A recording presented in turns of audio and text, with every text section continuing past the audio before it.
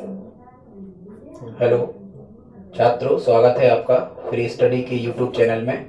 छात्रों, आज का हमारा विषय है आरटी 2009। चूंकि 9 या 10 आप कह सकते हो। आरटी चूंकि अधिनियम 9 से चालू हुआ लेकिन प्रारंभ 2010 से हुआ, इसलिए ऑप्शन में आपको ऐसे कोई भ्रमित करने वाले ऑप्शन नहीं आते। आरटी 2009 और 2010 दोनों सही है। आज इसकी चर्चा होगी। इसका फुल फॉर्म होता है राइट टू एजुकेशन, शिक्षा का अधिकार, अधिनियम 2009-10। इसकी कुछ विशेषताएं हैं, इनको देख लेते हैं। छात्रों, यदि आप इतनी विशेषताओं को तैयार कर लेते हैं तो मेरा विश्वास है एक भी प्रश्न आरटी से बाहर नहीं जाएगा। और टीईटी में किसी भी राज्य की टीईटी हो, यहां से 1 या 2 अंक का आना बिल्कुल निश्चित है। आप इसे अच्छे से तैयार कर लें। यदि आप इन विशेषताओं को पूरा तैयार कर लेते हो तो फिर आपको कहीं से कुछ भी पढ़ने की एक्स्ट्रा आवश्यकता नहीं होगी। देखते हैं आरटी 2010 के बारे में। आरटी 2010 फुल फॉर्म होता है राइट टू एजुकेशन। इसे हिंदी में कहते हैं निःशुल्क एवं अनिवार्य बाल शिक्षा का अधिकार, या फिर इसे निःशुल्क एवं अनिवार्य शिक्षा का अधिकार। निःशुल्क का मतलब यहाँ ये है कि 6 से 14 वर्ष तक के जो बालक बालिकाएं होंगी, इनसे सरकार किसी भी प्रकार का शुल्क नहीं लेगी। सरकारी विद्यालयों में किसी भी प्रकार का शुल्क या अन्य किसी भी प्रकार की फीस इनसे नहीं ली जाएगी। ये निःशुल्क है। और अनिवार्य का मतलब ये है कि आपको बच्चों को 8वीं तक, ये 6 से 14 की जब भी चर्चा करी जाए तो आपको समझना है प्रथम कक्षा से लगा करके और 8वीं तक। 6 से 14 जब भी कहा जाए तो आपको समझना है 8वीं कक्षा तक, ठीक। और शिक्षा का अधिकार इसे इसलिए कहते हैं क्योंकि अब इसे कानूनी मान्यता प्राप्त हो गई है। अब ये बच्चों का अधिकार हो गया है। राज्य सरकारें और केंद्र सरकार मिलकर उनकी शिक्षा का समुचित प्रबंध करेगी। यहां लिखा है अब इसे संवैधानिक अधिकार मिल गया है।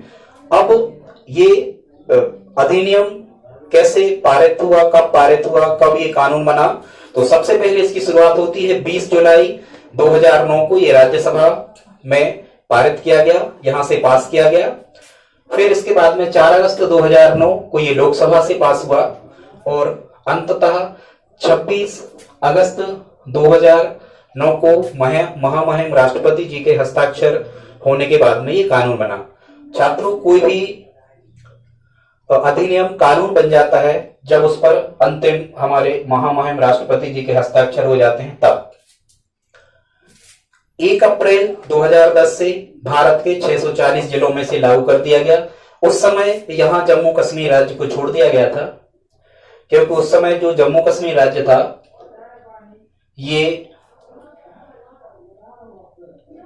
अनुच्छेद 370 के कारण से विशेष राज्य का दर्जा उस समय जम्मू कश्मीर राज्य को दिया गया था। तो भारत सरकार द्वारा बनाए गए नियम कानून वहां सीधे के सीधे लागू तब तक नहीं होते थे जब तक कि वहां की राज्य जो विधानमंडल या विधानसभा होती है उसमें, हालांकि वहां द्विसदनात्मक है, वो कानून बना के वहां पारित ना कर दे तब तक वहां लागू नहीं होते थे। अब ऐसी स्थिति नहीं। इसकी अगली विशेषता है ये 6 से 14 वर्ष तक के बालक बालिकाओं के लिए है।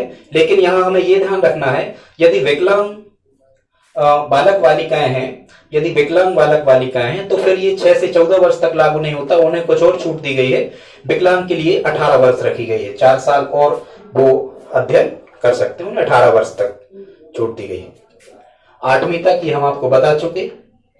और ये केंद्र और राज्य, मतलब ये किसकी जवाबदारी होगी बच्चों को शिक्षा उपलब्ध करवाना? केंद्र और राज्य दोनों सरकारों की ये जवाबदारी होगी।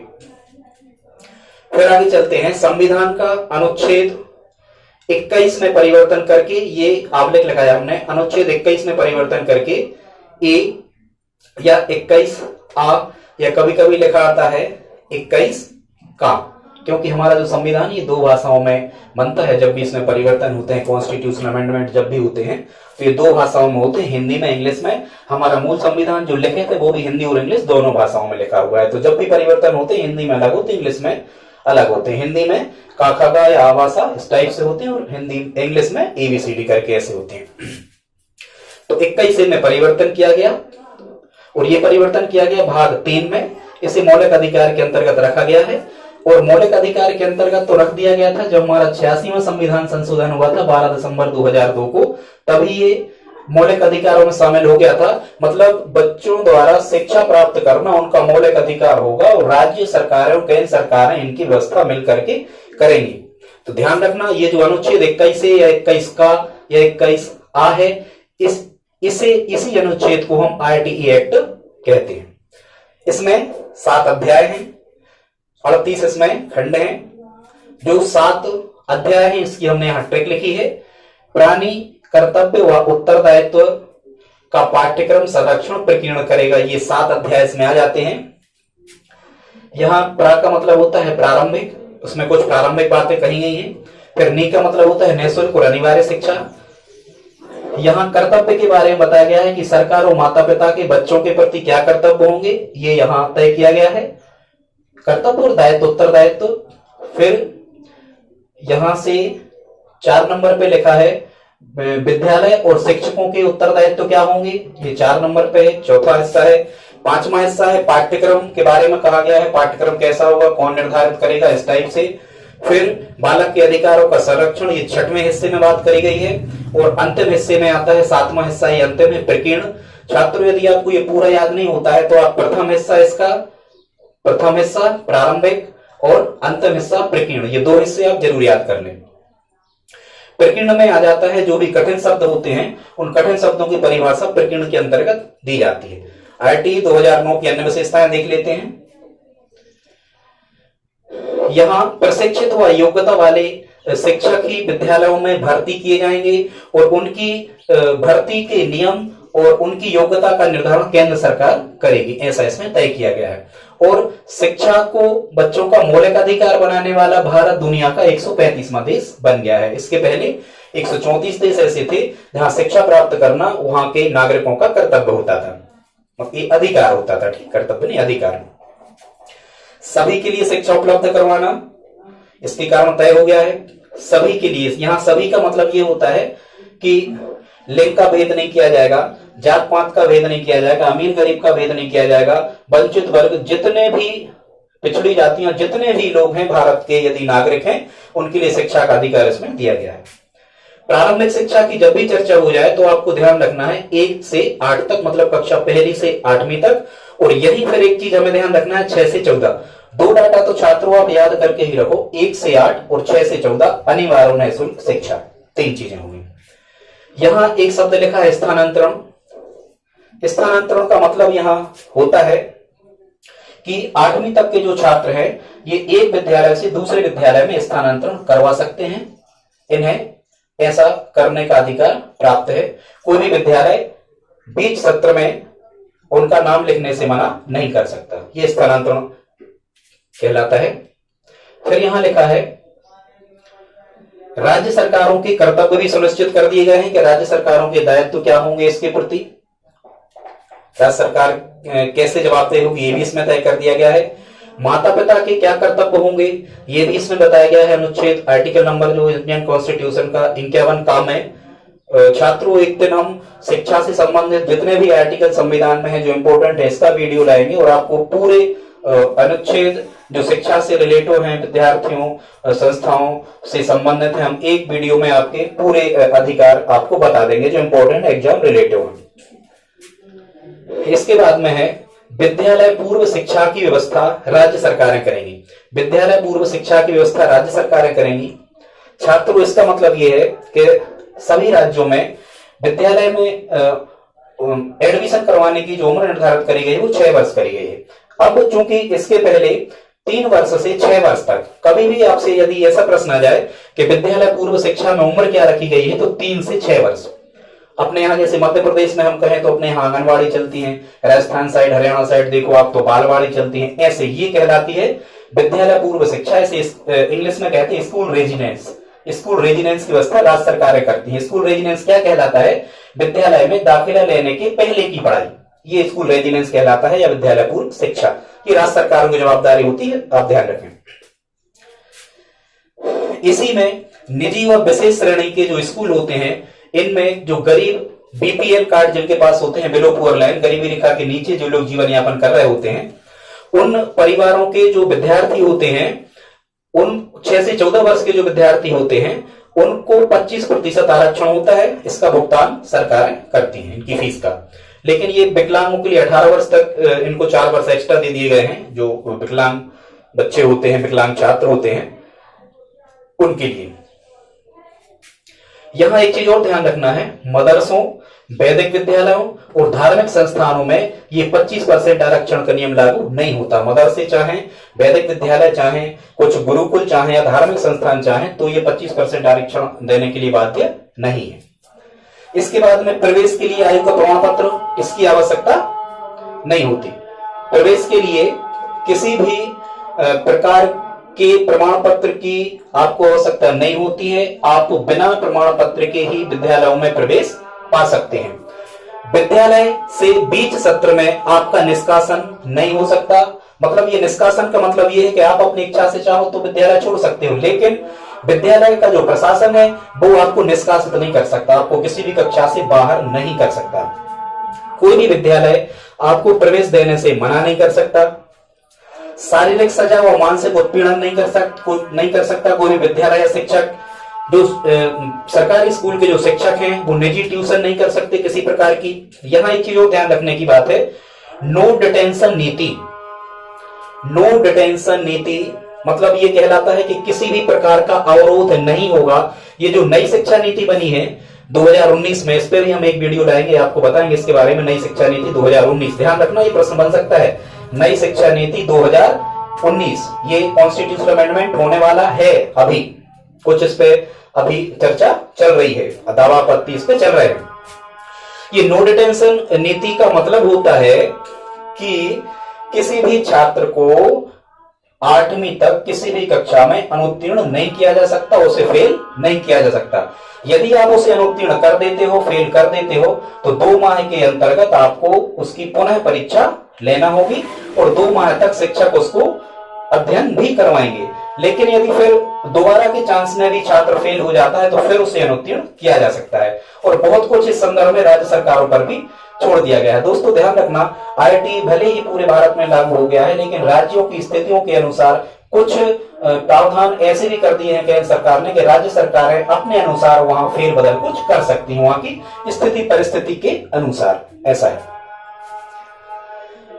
फिर यहां से चले, मान्यता के बगैर स्कूल का संचालन नहीं कर सकते। पहले आप 5वीं तक के स्कूल चला सकते थे, वर्तमान में आईआईटी आ जाने के बाद में बगैर मान्यता के स्कूल नहीं चला सकते। यदि आप स्कूल चलाते हो तो 1 लाख तक के जुर्माने का प्रावधान है, या फिर जितने दिन आप विद्यालय चलाते हो बिना मान्यता के तो 10,000 रुपया प्रतिदिन के मान से भी आपको जुर्माना देना पड़ सकता है।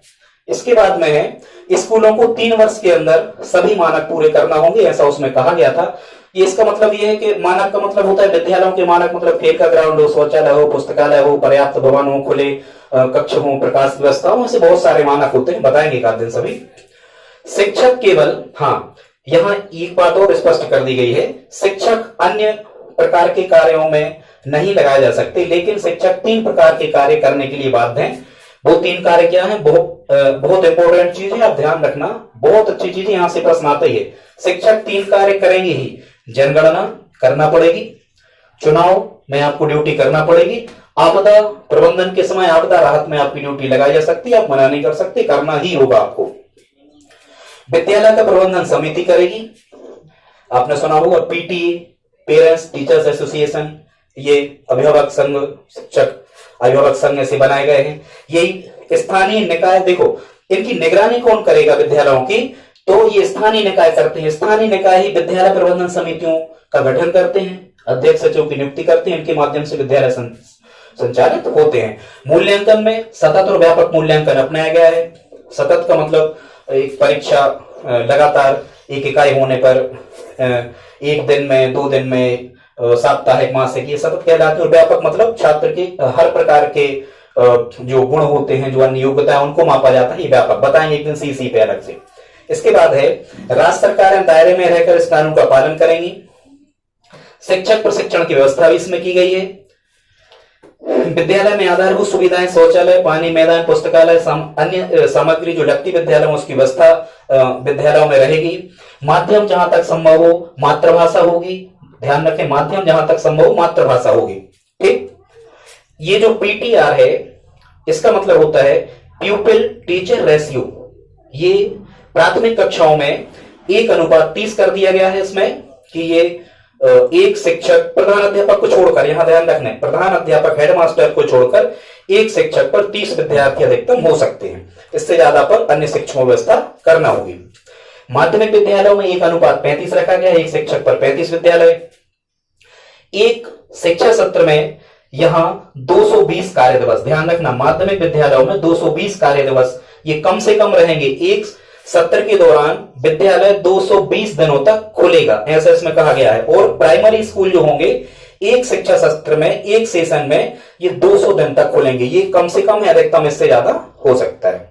ठीक, फिर यहां हमने लिखा है 29 क्रमांक पे, पहली से 5वीं में एक सत्र के दौरान कम से कम 800 घंटे अध्ययन अध्यापन कार्य होगा।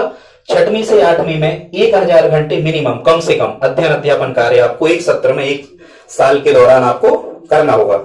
यहां 45 घंटे ये सप्ताह रखा गया है, कम से कम, ज्यादा और भी हो सकते हैं।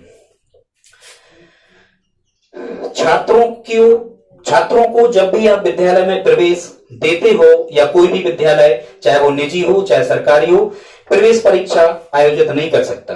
आप बच्चों का टेस्ट नहीं ले सकते, आपको बिना टेस्ट के एडमिशन देना होगा। एडमिशन करते समय किसी भी प्रकार से आप पेरेंट्स से, खासकर निजी विद्यालय, ये दान नहीं ले सकते, डोनेशन नहीं ले सकते, जो प्रवेश के टाइम पे निजी विद्यालय लेते हैं, ये नहीं ले सकते इसमें।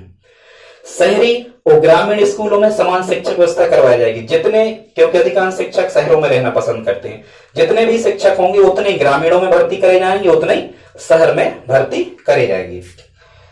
मुफ्त शिक्षा का जो केंद्र होगा वो राज्य सरकार, मुफ्त शिक्षा राज्य और केंद्र दोनों के माध्यम से दी जाएगी।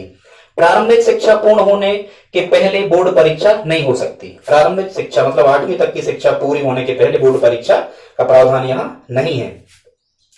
राज्य सलाहकार परिषद व केंद्र सलाहकार परिषद का गठन किया गया है इनकी निगरानी करने के लिए। ये पूरे राज्य जो है भारत के, वो आईटी 2010 के अनुसार कार्य कर रहे हैं या नहीं कर रहे हैं, इसकी समीक्षा जो होता है, इसकी समीक्षा देश स्तर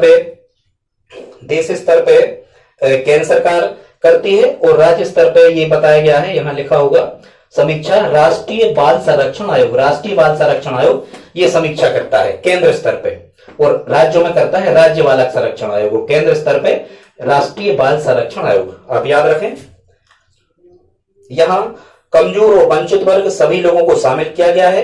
और फिर यहां लास्ट में लिखा है इनकी कुछ योजनाएं भी चलती हैं, उनके लिए विशेष प्रकार की योजनाओं को संचालित करने के लिए विशेष प्रकार की समितियां, संस्थाएं बनाई गई हैं। यहां जो एक चीज रह गई थी, केंद्र राज्य को वित्त मतलब खर्चे की जो व्यवस्था की गई है, उसका रेशियो रखा गया है 55:45। मतलब जैसे 1 लाख रुपया खर्च होता है तो 55,000 रुपया केंद्र सरकार खर्च करेगी और 45,000 राज्य सरकारें खर्च करेंगे। दोस्तों, यदि आपको ये वीडियो, आरटी, ये सब अच्छा लगा हो तो प्लीज हमारे चैनल को लाइक, शेयर और सब्सक्राइब करें। हमारे अगले वीडियो के लिए तैयार रहें, तब तक के लिए धन्यवाद।